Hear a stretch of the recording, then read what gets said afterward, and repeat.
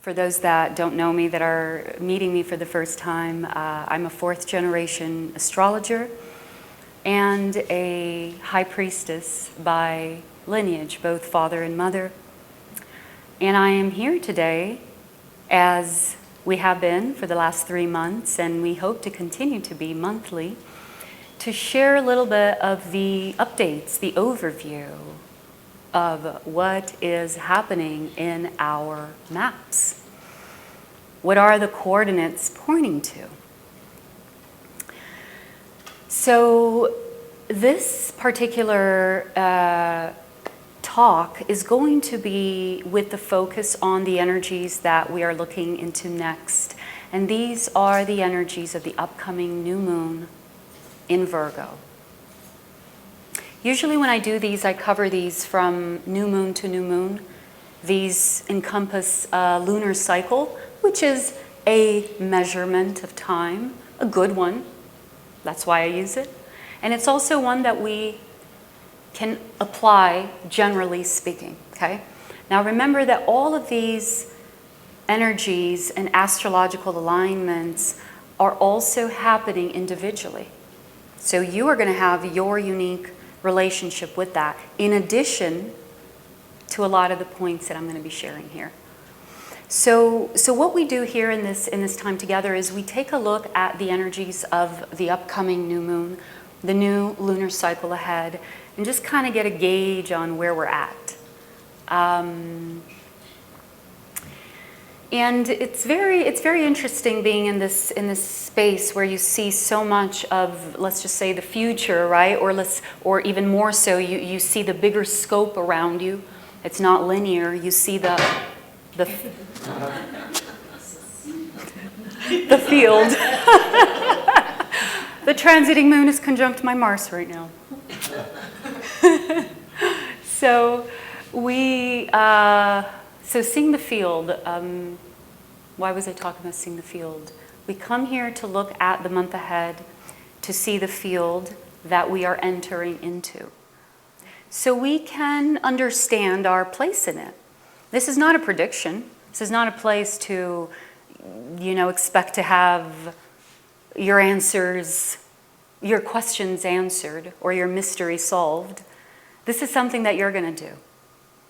What I'm here to do is open the doors that need to be open. So I open the doors, you choose which ones resonate with you, and then you walk through them. So what I do here is I'm going to show you what are the doors that are the most sensitive in this new lunar cycle ahead. And if I were to pinpoint the primary doors of this new lunar cycle, as some of you may already know, we are looking at eclipses. So, eclipse months are always big months because the energies, they get more amplified. Also, eclipses are a time of evolutionary upgrades. They're big ones. That's why people have always been either marveled or scared at eclipses. They trigger evolution. And when they come, it's no joke. So we do have plenty of them throughout the year. So they happen naturally at least 4 times in a year. And basically what we do when we look at eclipses is we're looking at the evolutionary themes that are being activated in that cycle.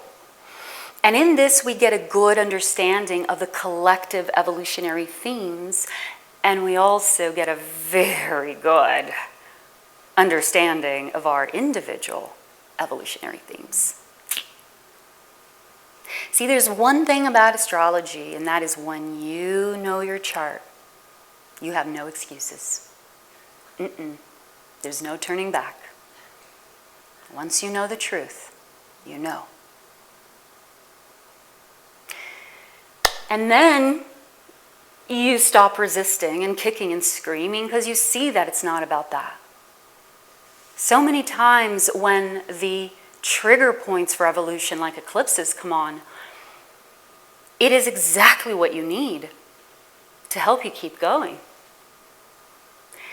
The only difference is that this year, 2025 and 2026, is the midpoint. It is the heart of the heart of the heart of this transition. We spoke about this a little bit last month, where we brought in the bigger cycles of the yugas. Okay, there's many other bigger cycles. There's the solar flare cycles that we are smack in the middle of. We're smack in the middle of everything right now. Everything. All right? How does it feel?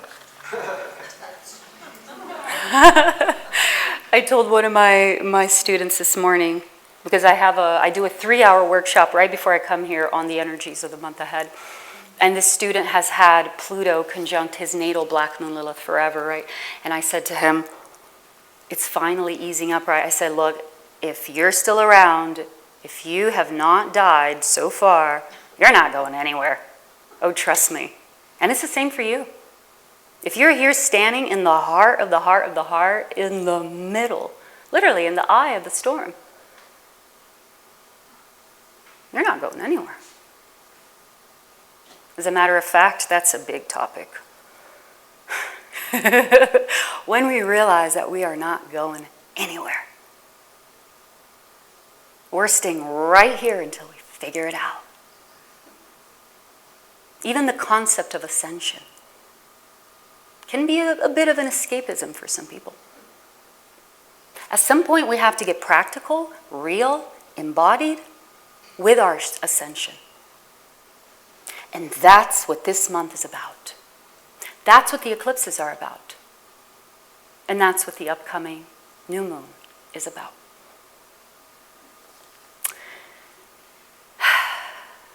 So, my dears, I want to share with you that, we've been building up to this moment. It's not like it's come out of nowhere. But it is a very exciting moment because, from this point forward, we see there is no turning back. No turning back. Which also means no excuses. And that's what the eclipses are going to be activating. Because whether you like it or not, it's go time. Now, if you are I call it an astrology lover, if you are astrology nerd, or you just love to understand the little details of the signs and the degrees, or even important dates, I have, fresh out of the oven, a 3-hour workshop I just did this morning. You can find it on my website, raquelspring.com, and you'll find that. So every month we have a different topic. The topic of this month is called Adjustments and Timeline Shifts. So you can look, that's the name of the workshop. Adjustments and Timeline Shifts. Why is that? I'm going to tell you why. You know what the name of the next workshop is? That's going to be the spring equinox. I'm sorry, the autumn equinox. Launch. Okay? Now let's backtrack a little bit. We're coming from a Mercury retrograde. That Mercury retrograde was the oddest, most bizarre Mercury retrograde I've ever seen. Okay? By the way, I don't know if you've noticed this, but there is a really incredible thing about this last Mercury retrograde, that it really helped to snap things into alignment and also out of alignment. Okay? Maybe you are aware of this dynamic because we're coming straight from it. It's like things just started to click, either in place or out of place. It was a very interesting Mercury retrograde. Now, prior to that, July was a very, very, very important month. In July, I don't know how many are aware, but the planet Uranus entered Gemini For the first time in almost a century, so that's, Uranus' cycle is very slow. This is a very, very, very powerful move. Not just because we have an outer planet changing signs, which is already a big deal, but this is the moment we've been waiting for. And I'm going to explain to you why. In astrology, we have currently, because I know we're going to be expanding very fast, very soon, but currently as the core foundation of astrology, especially Western astrology, the outer planets, the three outer planets, Pluto, Neptune, and Uranus, they are 100% responsible for evolution. They are not about personality. Yes, sure, they can influence your personality, but they are about evolution. They don't care at the end of the day where you live, who you marry, what you do for, they don't care. Okay, those are details for them. They all have a very specific frequency, intention, focus, and reason for being in your chart. And that is to help you evolve. That's when you understand that you are not fully in charge of the picture. And that even the concept of free will is subjected to greater laws. Astrology is just a keeper of those records. So when we're looking at those three evolutionary planets, it's like, get out of the way and listen. This is where you want to just bow your head and say, teach me. Take me through it. And when you have that attitude, you come out on the other side in awe, literally in awe. They each have their functions. Pluto is the death and transformation, right? It is the death and rebirth. So Pluto, it's very much about the intensity. Pluto, it's got to be intense. If it's not intense, it's not Pluto. Pluto is the one who created the motto, if it doesn't kill you, it makes you stronger. So let's go. Yeah. I could go on and on and on just about the evolutionary. Those three planets they deserve a lot more. But the Uranus's function is also transformation. Actually, all three of them are. But Uranus's transformation, it's about ripping off the Band-Aid, and it's fast. It's fast and quick. And sometimes you're surprised to see that the cut isn't that big. And you're like, hey, keep going. Or sometimes you're like, wait, no, go back. Stop. Or what happened? And a lot of times you actually only make sense of the energies that come through from Uranus after it's gone. So with Uranus, you have to really, really, really just go with the flow. Do not try to stop. That's the worst thing you could do because Uranus is the rebel of the zodiac. He is here to bring change and innovation. As a matter of fact, Uranus is the star of the show. I keep saying that Uranus is the star of 2025, in my opinion. We've been waiting for Uranus to enter Gemini, for all of this to start to be active. And I've been saying this since 2020. Yes, Pluto in Aquarius, those first years, those outer planets, they take a while. They take a while. Pluto has been doing its thing for a few years. Neptune came into the picture, entered a new sign. I'll go into Neptune next. In the beginning of the year, that added another layer for sure. But it's not until Uranus entered Gemini in July that now, of course, it has to coincide with the middle of the middle of the middle of the middle of the middle, and that is the trigger point. So the trigger point has been set off. We are going to be coming into an even deeper stabilization of this frequency of the future next year when Uranus enters Gemini officially to stay. So, and then the function of Neptune is also transformation, but Neptune, it works very different. Neptune is about dissolving realities. And in the beginning, when you start to feel Neptune, you start to feel things make less and less and less and less sense. Until many times you're left in darkness. Whether it's the darkness of your own meditations, because that's what Neptune rules. Or it's the darkness of your own despairs or addictions or depression, which Neptune can also activate. It just depends on which cycle you're in and where you're at to receive Neptune. But Neptune is about transforming, starting with the dissolution of what you thought was your reality. And in that, Neptune leaves you no other option but to go within. And that's why Neptune is the greatest planet of spirit, because then that spark awakens. When you start to finally have true sight, true vision, true awareness. That's Neptune's function. So we have all three of those outer planets, bam, bam, bam, bam, bam, one by one, changing signs. 2025, two of them change signs together, Neptune, Uranus.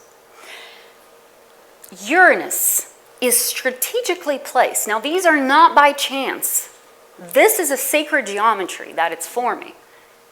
Okay, and this is just a geometry from this perspective. I mean, imagine the other angles, right? I mean, there's so much happening here.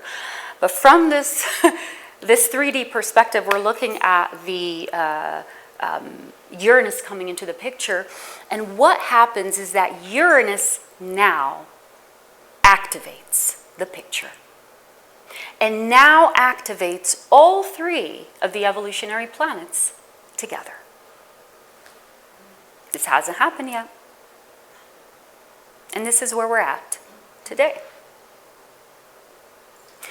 Uranus in Gemini is about the acceleration,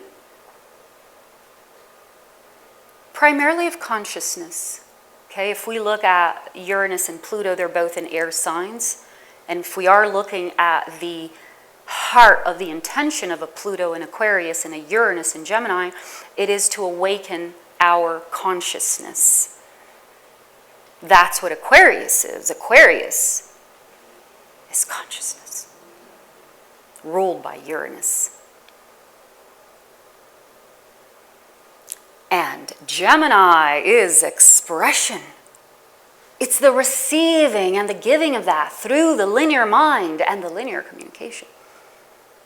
And all the different types of devices and ways that we communicate, including internet,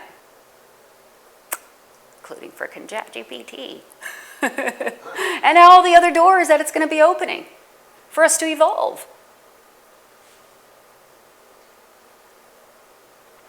So Uranus in Gemini is very important. It's going to start to accelerate all that.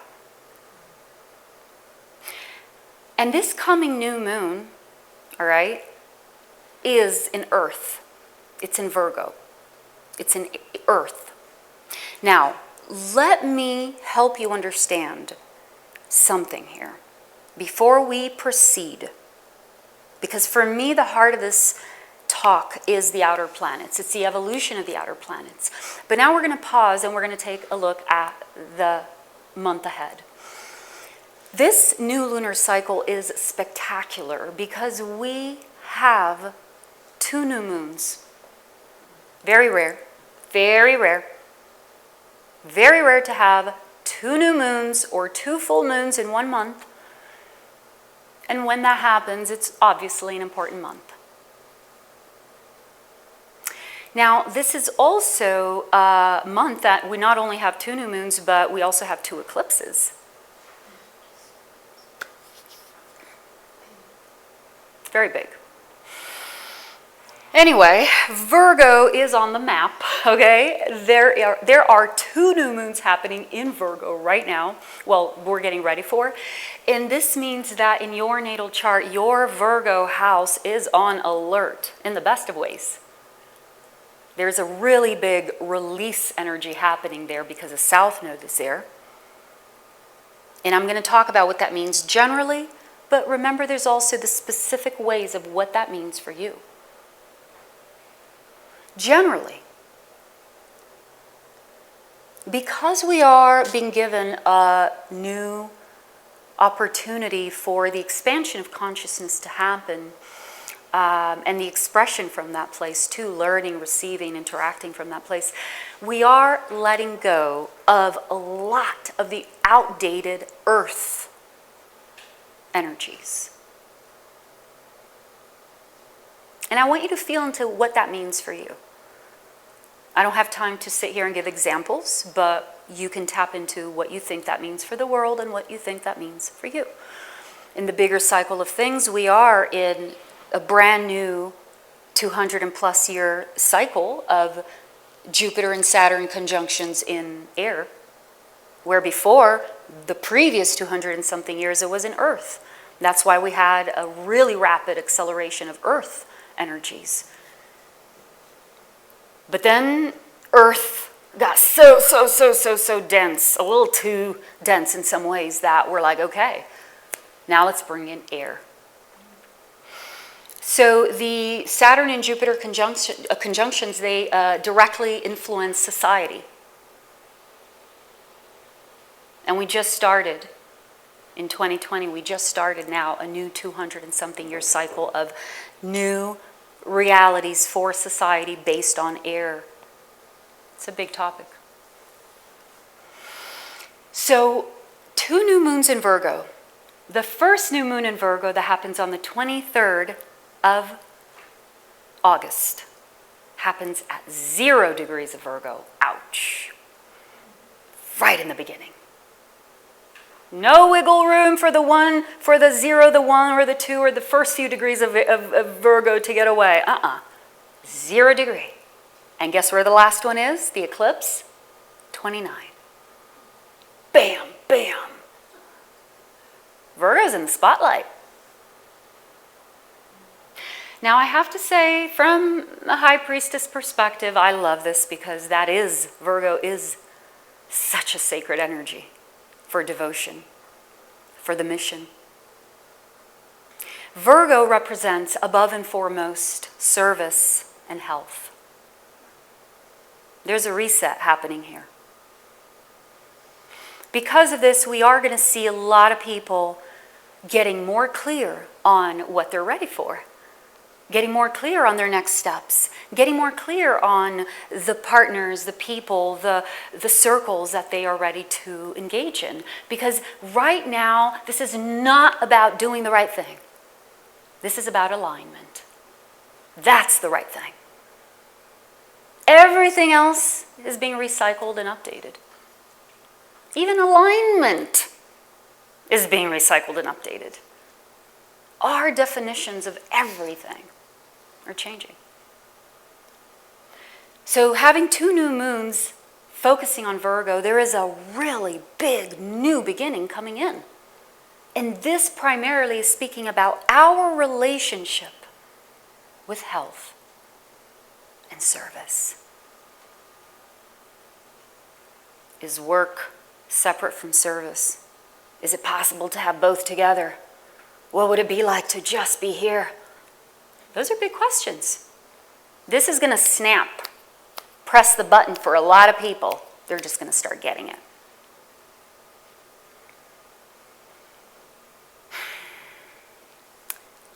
Now, backtracking, this first new moon is really important because this new moon activates the 3 outer planets.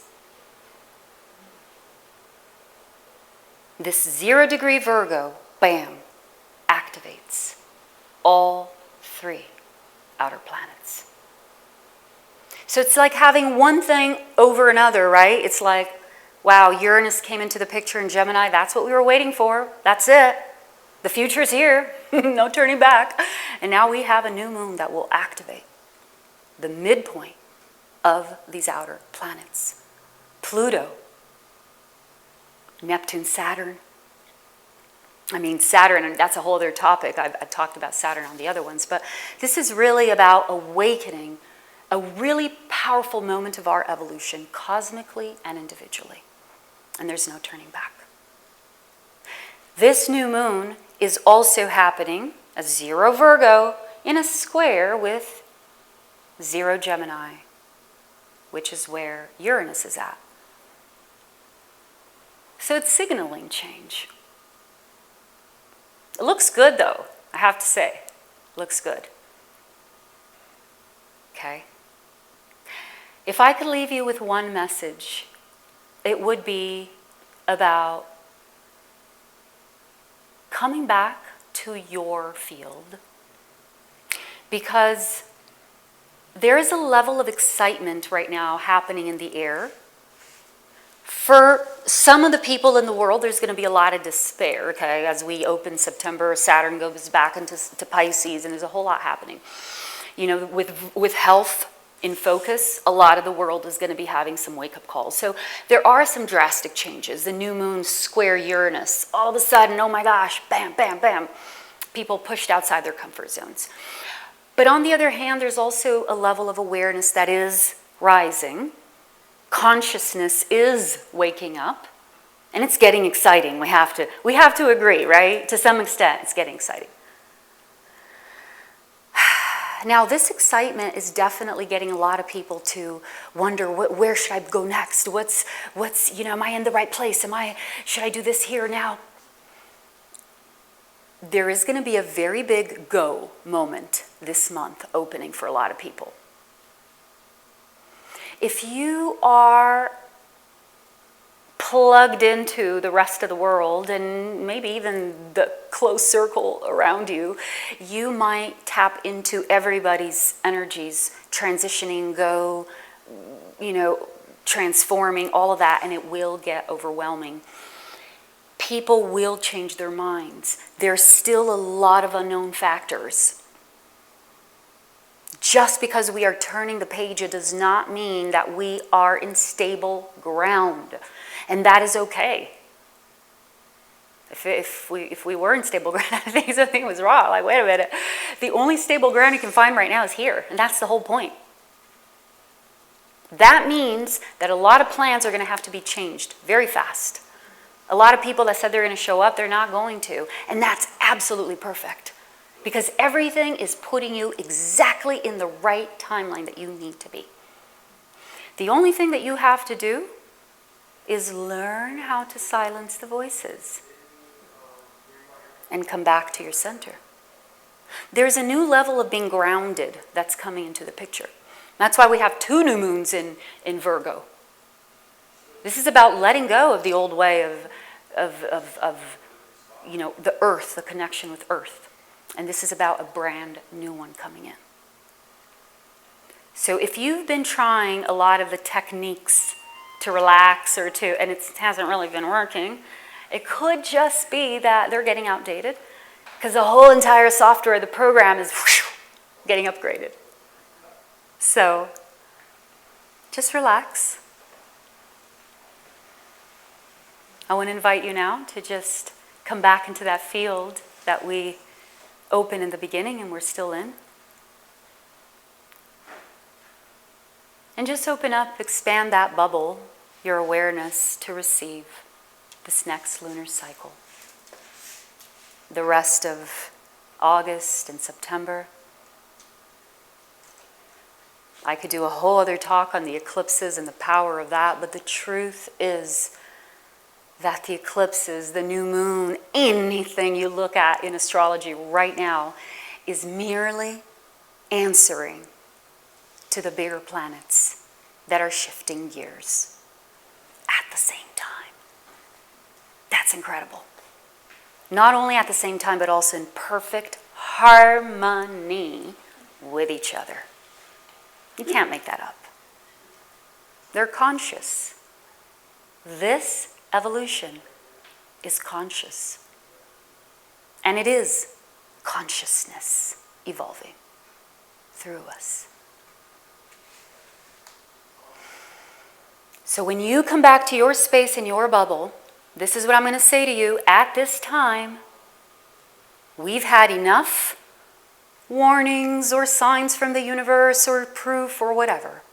At this point, you know what to do. Start with the first 3 that you can get started now, with or without people, because I don't want excuses. You can have people, sure, the more the better. But I don't want excuses. So don't bring people into the picture if in 1 week from now, I didn't do it because that person didn't show up. What are the 3 things that you can do now? to birth your future. The one non-negotiable aspect that you know you're walking into. Thank you.